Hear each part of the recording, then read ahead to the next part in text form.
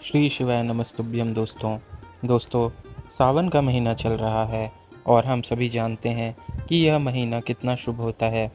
यदि आपकी कोई भी मनोकामना है जो बहुत दिनों से पूर्ण नहीं हो रही है, तो यह सबसे अच्छा टाइम है अपनी उस मनोकामना को पूरा करने के लिए।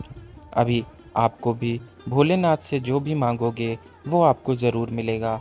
चाहे कोई बहुत पुराना काम हो जो अटका हुआ हो, या फिर आपसे किसी ने कुछ पैसे उधार लिए हो और वो आपको नहीं लौटा रहा हो, ऐसा कोई भी समस्या का समाधान आपको यह उपाय करने से मिल जाएगा।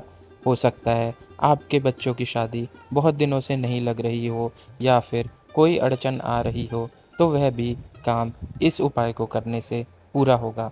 तो चलिए देखते हैं यह उपाय। लेकिन दोस्तों, आगे बढ़ने से पहले यदि आपने अपने आप को शिव भक्त मानते हैं तो एक बार कमेंट में जय महाकाल ज़रूर लिखिए और हमारे चैनल को सब्सक्राइब करिए। तो चलिए देखते हैं यह उपाय कैसे करना है। इस उपाय के लिए सबसे पहले आपको लेना है एक बेलपत्र। ध्यान रहे दोस्तों, यह बेलपत्र बिल्कुल भी खंडित नहीं होना चाहिए। यदि आप खंडित बेलपत्र का उपयोग करेंगे तो यह उपाय सफल नहीं होगा। इसके बाद जिस सामग्री की आपको ज़रूरत पड़ेगी वह है एक तांबे का लोटा। दोस्तों, आपको एक तांबे के लोटे में जल भर लेना है। ध्यान रहे दोस्तों, यह जल बिल्कुल शुद्ध होना चाहिए। इसके बाद आपको यह दोनों सामग्री को लेकर शिव मंदिर पहुंच जाना है। अब आपके मन में यह सवाल भी होगा कि मंदिर किस समय जाना है। तो ध्यान रहे दोस्तों, आप इस उपाय को सुबह या शाम कभी भी कर सकते हैं। प्रदोष काल में किया हुआ उपाय सबसे महत्वपूर्ण और काम का होता है।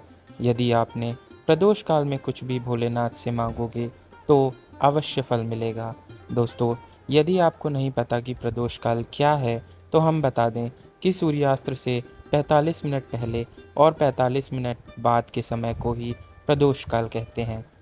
ध्यान रहे दोस्तों, आपको शिव मंदिर में उत्तर दिशा की ओर खड़े हो जाना है।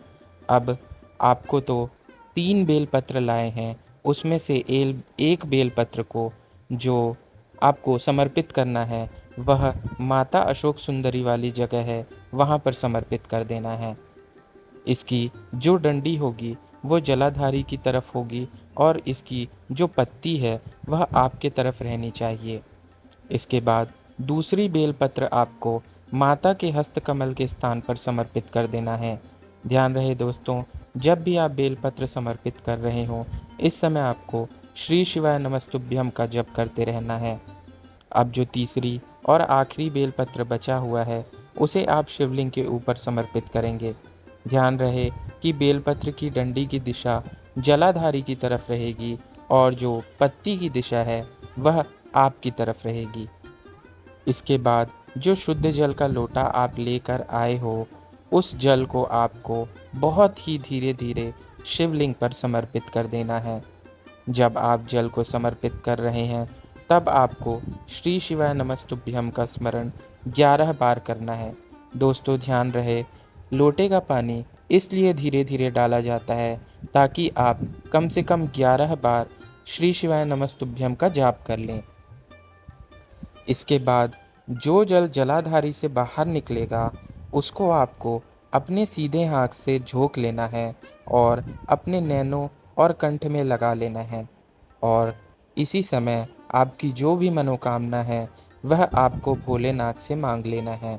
याद रहे दोस्तों, इस समय भी आपको श्री शिवाय नमस्तुभ्यम का स्मरण करते रहना है।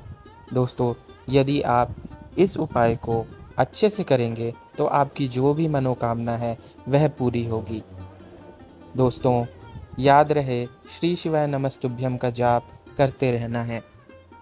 धन्यवाद दोस्तों। यदि आपको यह उपाय पसंद आया होगा तो आप इस वीडियो को लाइक करें और हमारे चैनल को सब्सक्राइब करें।